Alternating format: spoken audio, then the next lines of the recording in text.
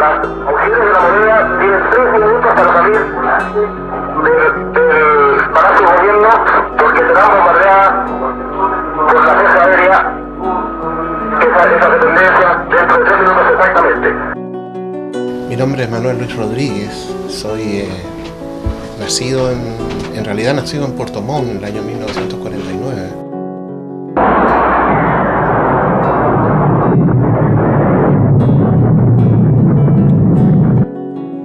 Pero a los 5 años de edad me vine a vivir a Punta Arenas, mi madre se vino a Punta Arenas y por lo tanto me considero un magallánico, porque desde los 5 años de edad en adelante he vivido y he pasado gran parte de mi experiencia de vida, digamos,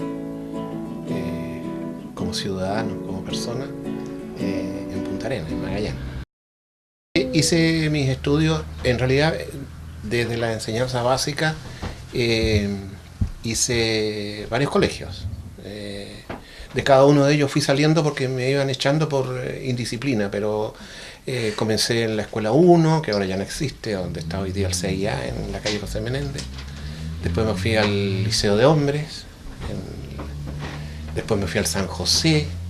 De cada uno de estos colegios que te voy nombrando me fueron echando, porque al cabo de 2 o 3 años era de una conducta tan desordenada que le recomendaban a mi madre que mejor me retire para que no me expulsen. Así que el último colegio al que llegué a hacer la enseñanza media fue en el Instituto Superior de Comercio, en el INSUCO, donde estudié 7 años. En aquella época, yo entré el año 64 al INSUCO. La carrera de secretariado duraba 7 años. Eran 5 años de enseñanza media y 2 años de especialidad. Y yo elegí secretariado. De manera que mi primera profesión es secretario. Y bueno, ese mismo año 71, yo egresé del INSUCO el año 71, en octubre. Los últimos 3 meses del año 71 fueron un torbellino para mí. Conocí a mi actual esposa, pololeamos 2 meses y nos casamos, 46 años de casado, de manera que es toda una experiencia, ¿no? Vivir tanta época, tanto. Y hice yo al mismo tiempo, ya desde el año 67, 68, había sido dirigente estudiantil en el INSUCO, fui presidente del centro de alumnos varios años, y por lo tanto tenía ya una suerte como de liderazgo así espontáneo, natural. Leía mucho, tanto que en ese periodo 69, 70, 71, en el INSUCO mis compañeros de curso me decían como sobrenombre sobaco ilustrado, porque andaba siempre con un libro bajo el brazo, llegaba siempre con un libro a clase. Y me casé el año 71. En ese periodo, al mismo tiempo, ya también desde los años 68 y 69, me fui involucrando en la actividad política. Ingresé a la Juventud Demócrata Cristiana, leía, como digo, muchísimo. Yo creo que era una época en que leía 3, 4 o 5 libros al mes. En algunos casos leía ya en esa edad, a los 19, a los 18 años, leía simultáneamente 2 o 3 libros, de manera que avanzaba muy rápido. Y me incorporé a la actividad política, fui presidente de la Juventud Demócrata Cristiana en Magallanes, me tocó participar en la campaña presidencial de 1970 como presidente de la Juventud Demócrata Cristiana y jefe de la campaña de Radomiro Tomic, aquí en Magallanes. Y el año 71, después de una serie de conflictos dentro de la democracia cristiana, me fui a la izquierda cristiana, formé parte de ese partido de la izquierda cristiana, y ese mismo año 71, como puede ver, el año 71 fue un año de muchos cambios. Me incorporé a la Unidad Popular, entré a trabajar además, el 72, entré a trabajar a la Universidad Técnica del Estado, que hoy día es la Universidad de Magallanes. La verdad que yo iba a trabajar todos los días ahí al edificio que está hoy día en Angamos, donde está el liceo. Ahí estaba la antigua Universidad Técnica del Estado. Ahí trabajé hasta el año 73, cuando vino el golpe. su trabajo social empezó en O sea, mi el trabajo colegio. social más bien fue un trabajo político. Era dirigente de centro de alumnos, dirigente estudiantil. Diríamos que mi experiencia fue como dirigente estudiantil hasta el 73. Eh, y, y eso me enseñó muchísimo, digamos. Hay algunas escenas que recuerdo, por ejemplo, que fueron emblemáticas, como una huelga que hicimos el año 70, 70, sí, 70, en el Instituto Comercial, para que nos pongan calefacción en el edificio. En aquella época, la caldera y la calefacción del edificio del Insuco era carbón y leña, todavía no ponían gas. Así que hicimos una huelga que duró 40 días. Y recuerdo una marcha que hicimos por el centro de Punta Arenas, salió en la prensa austral la fotografía, donde nos paramos frente al edificio de la actual Intendencia y apuntábamos con el dedo hacia el edificio de la Intendencia, señalando a las autoridades para que le pongan, apuren, que le pongan calefacción a gas. Queremos gas, me acuerdo, era el reclamo nuestro. Así que vinieron profesores y técnicos y alumnos de la escuela industrial y le colocaron gas natural al edificio del Insuco, agosto del año 70 y hasta el día de hoy. Así que soy uno de los culpables que el edificio del Insuco tenga gas natural. ¿Su familia cómo está conformada? Bueno, yo tengo un hijo, ¿no es cierto?, que trabaja actualmente en los medios de comunicación. Mi esposa, que durante muchos años fue vendedora de seguros, ejecutiva de seguros de vida. Mi suegra, que aún vive, digamos, tiene más de 80 años, que es el pilar, el fundamento de la casa, digamos. Así que en la casa somos 4, pero ahora desde que mi hijo partió, digamos, y ya tengo 3 nietos, así que somos 3, pero una colección de 3 nietos, y yo creo que es una vida bastante lograda y realizada. Junto a las personas con quienes yo converso los temas relacionados con el 11 de septiembre del 73, claro, estamos hablando de personas contemporáneas mías, digamos, que tengan la misma edad. Y le pregunto también a veces a los padres de mis alumnos, ¿dónde estabas tú en la mañana del martes 11 de septiembre de 1973?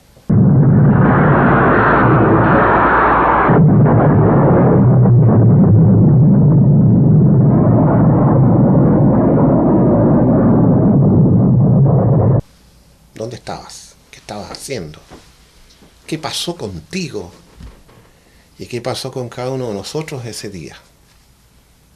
Para entender lo que ocurrió el 11 de septiembre de 73, el único golpe militar que ha habido de esa envergadura en la historia de Chile, aunque, como ustedes habrán estudiado en historia, el primer golpe militar que hubo en Chile ocurrió el 11 de septiembre de 1811.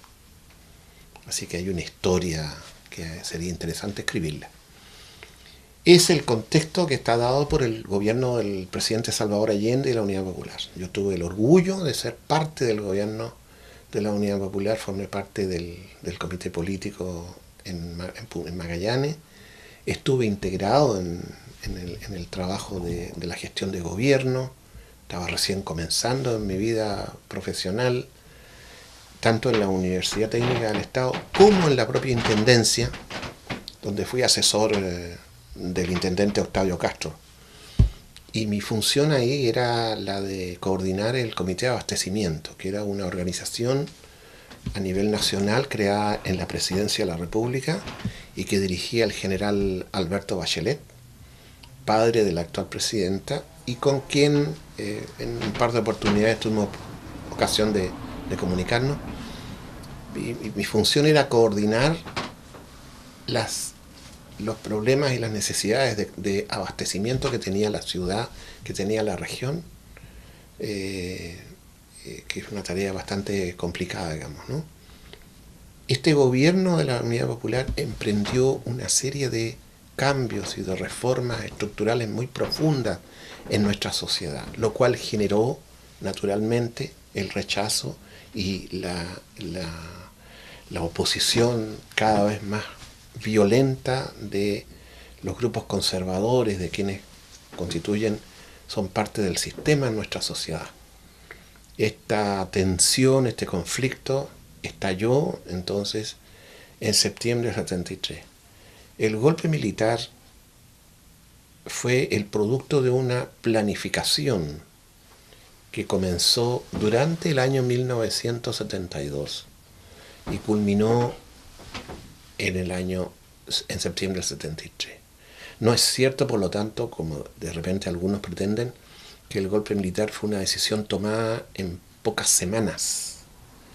Dada la complejidad de lo que significa ocupar militarmente un país, apoderarse de todo un país completo, eso no se realiza de un día para otro ni de una semana para otra. Es el resultado de una larga planificación.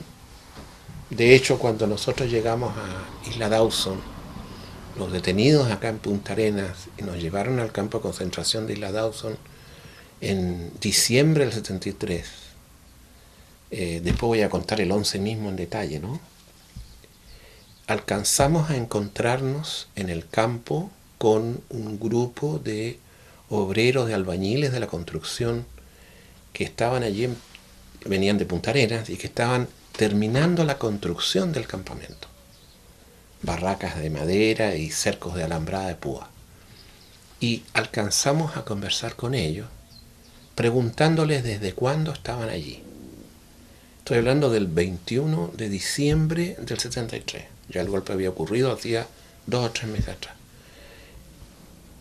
Y nos dijeron que ellos eran la segunda cuadrilla, que estaban allí desde marzo del año 73. Y la primera cuadrilla, ¿cuándo llegó acá? La primera cuadrilla llegó en octubre del año 72, señor.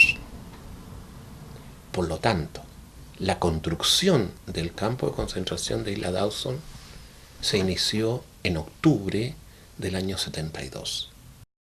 Estuvimos detenidos en el regimiento Pudeto hasta, estoy hablando del 12 de septiembre, hasta el 21 de diciembre, fecha en la que nos llevaron en barco, digamos, de la Armada a Isla Dawson.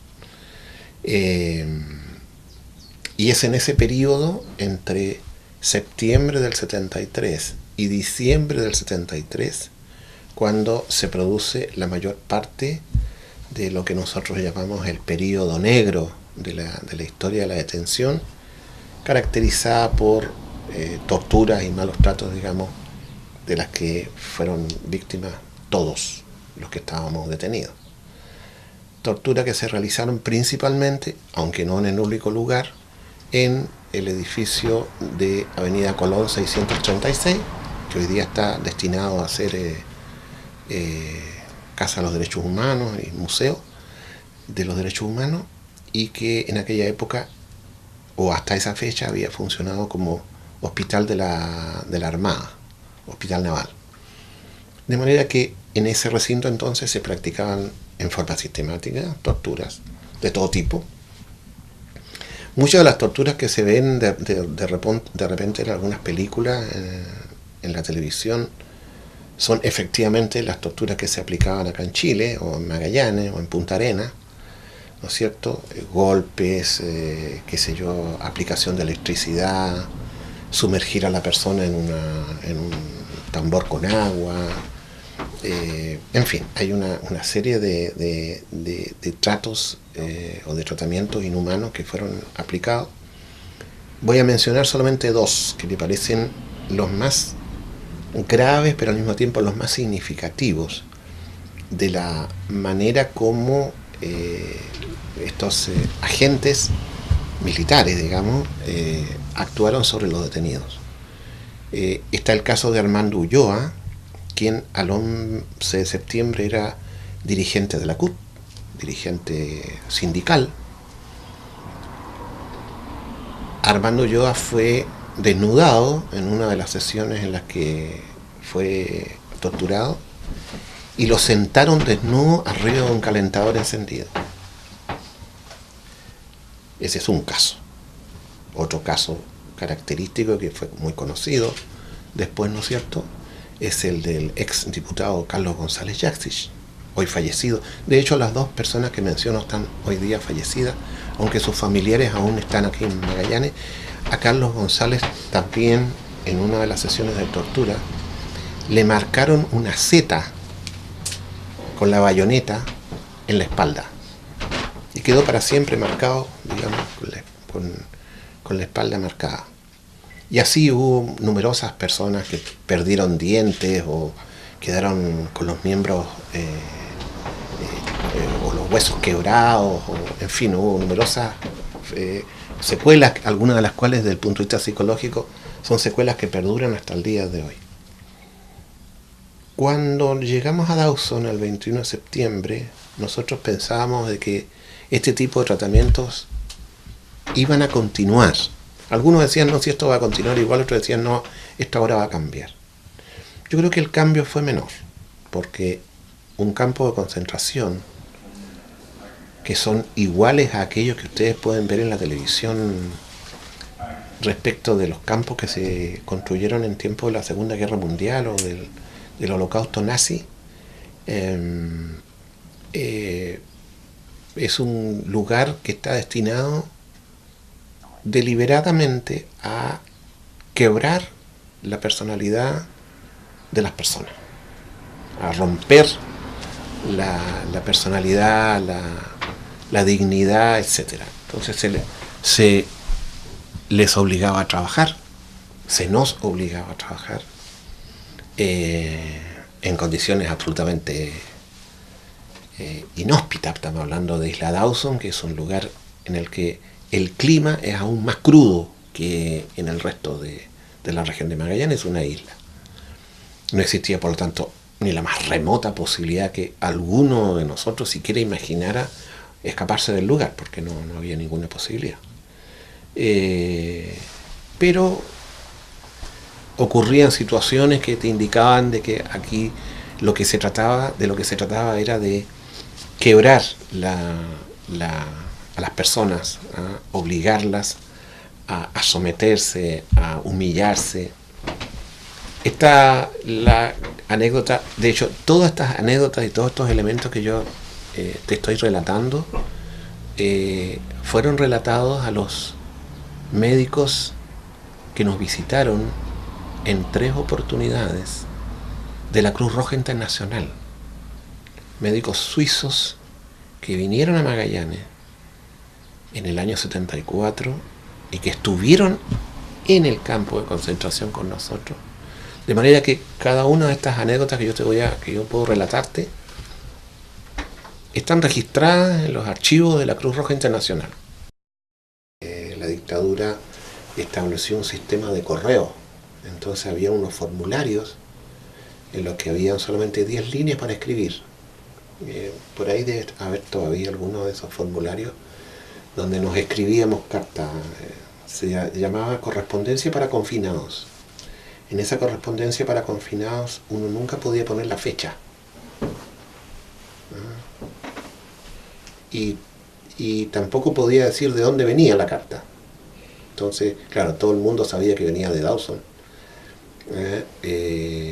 Pero esa correspondencia fue la que permitió mantener el vínculo y permitió, digamos, que ella supiera que yo estaba en Dawson, que estaba bien, digamos, en términos generales. Y finalmente era, yo diría, el único vínculo real con Punta Arenas. Me mandaron relegado a una localidad en la 8ª región que se llama Bulnes, al sur de Chillán. Así que como no había forma de movilizarse, de hecho, mi familia hizo el esfuerzo para juntar los pasajes. Mi señora quiso ir conmigo, no me iba a mandar solo. Así que ella me acompañó sin haber estado, digamos, directamente involucrada. Y a los 48 horas yo entonces me presenté la comisaría de Carabineros de Bulnes, después de viajar a Santiago en avión y en bus de Santiago a Chillán y de ahí a Bulnes, y que llegamos en junio, invierno, a un pueblo casi rural, campesino, digamos, de no más de 2.000 habitantes. Mi señora también joven, no conocíamos nada de ese lugar, y llegamos a una residencial. Bueno, mi señora también estuvo detenida, ella estuvo prácticamente un día completo, digamos, detenida, pero también por razones políticas, evidentemente, porque habían circulado algunos comentarios, rumores, y le habían atribuido a ella que ella había sido la que había hecho correr estos rumores. Pero no, afortunadamente no le pasó nada, digamos.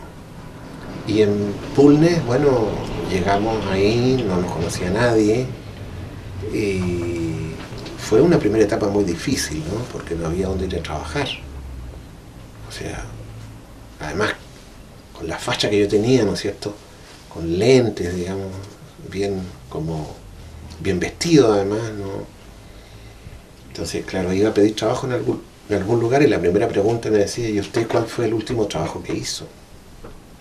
Me recuerdo que me fue a presentar en un fundo que quedaba cerca de Chillán, de Bulnes, en un fundo para la cosecha de la remolacha. Yo en mi vida había visto una remolacha, pero se trataba de buscar trabajo.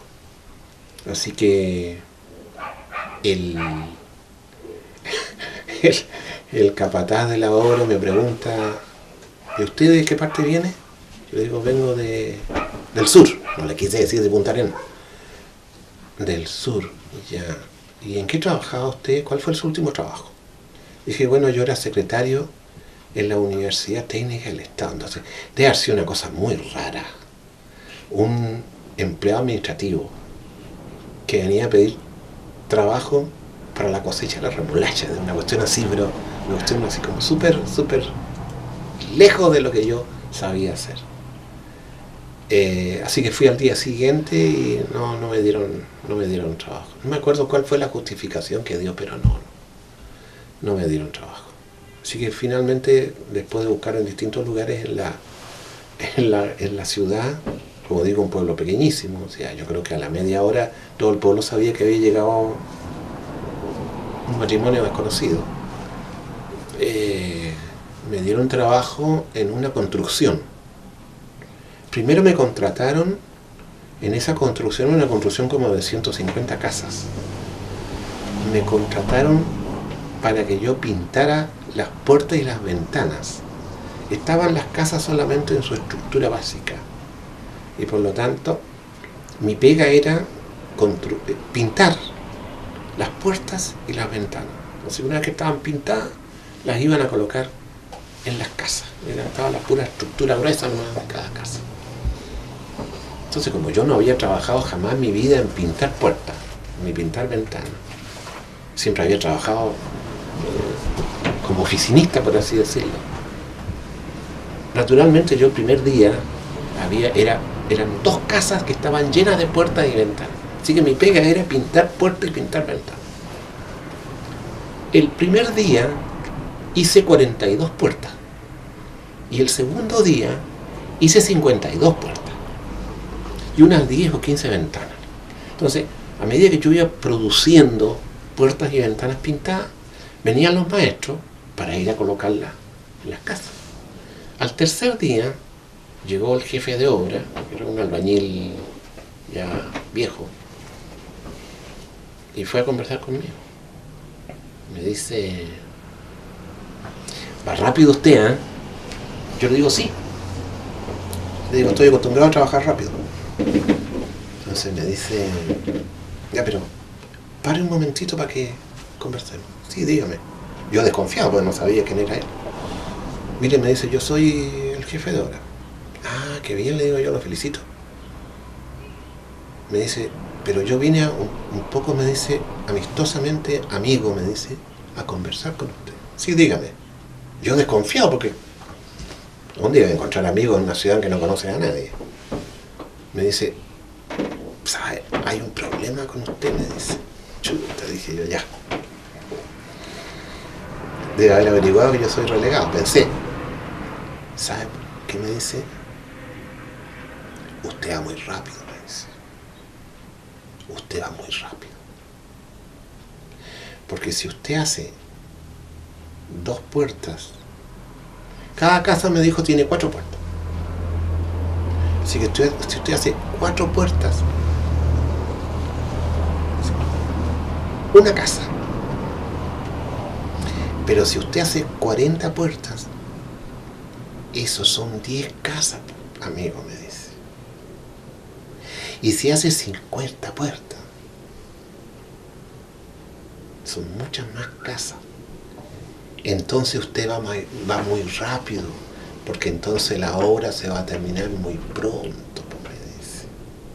No sé si me entiende. Y yo ahí entendí que si yo pintaba demasiadas puertas, la obra se iba a terminar en 2 meses, 3 meses.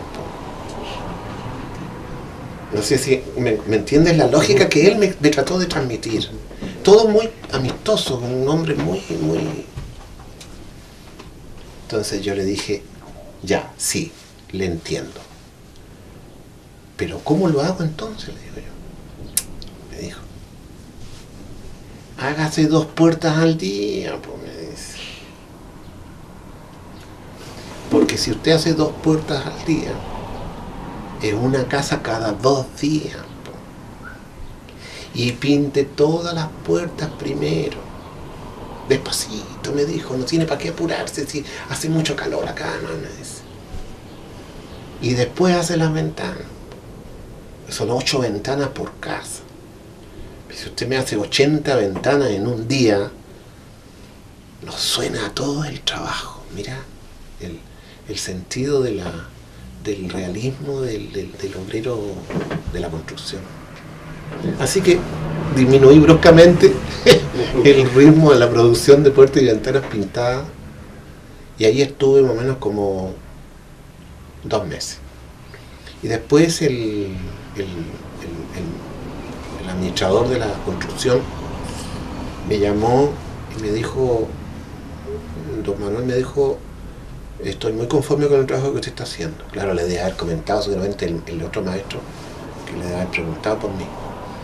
Me dijo, pero mire, yo quiero proponerle un trabajo que sea un poco más acorde con lo que usted sabe hacer.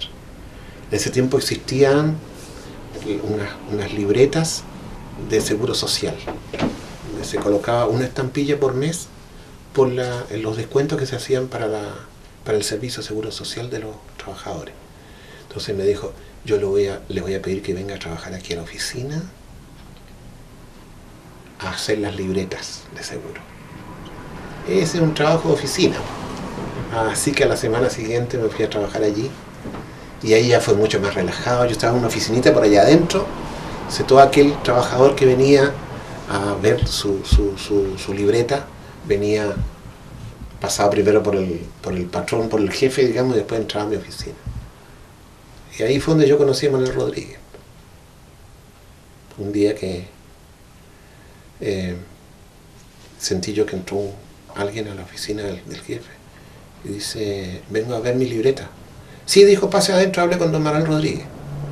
Así que viene y se me planta delante un joven de unos 26, 27 años, obrero de ahí de Chillán. Y me dice, don Manuel Rodríguez.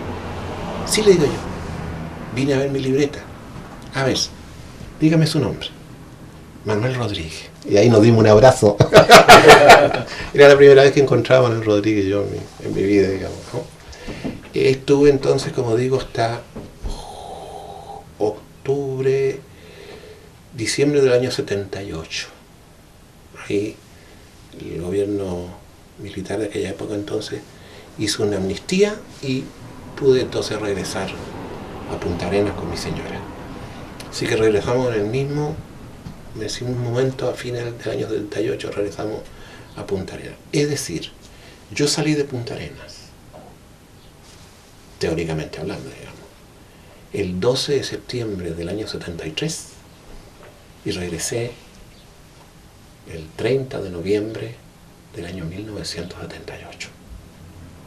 En ese momento pude yo, por así decirlo, salir a la calle, libre, en cierto modo libre, porque en una dictadura militar nadie está libre. 3 palabras, 3 verbos, que no dejen nunca de conjugar estos 3 verbos. Pensar, leer, dialogar. Lo que nos diferencia a los seres humanos del resto de las especies en la Tierra es el uso de la razón.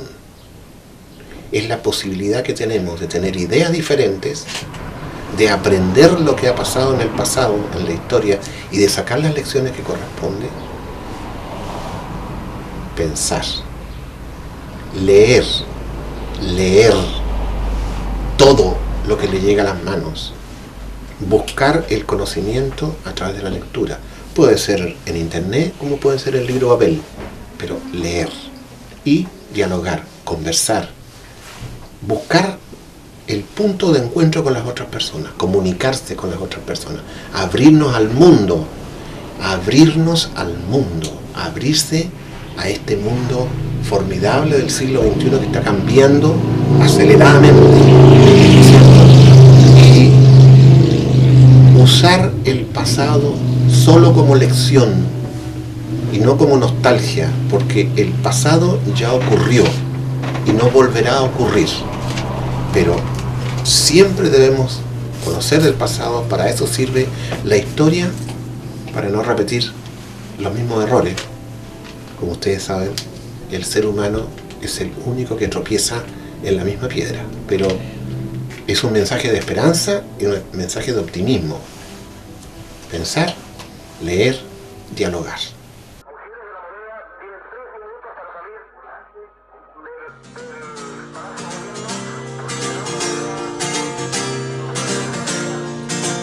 El derecho de vivir, poeta Ho Chi Minh, que golpea de Vietnam a toda la humanidad.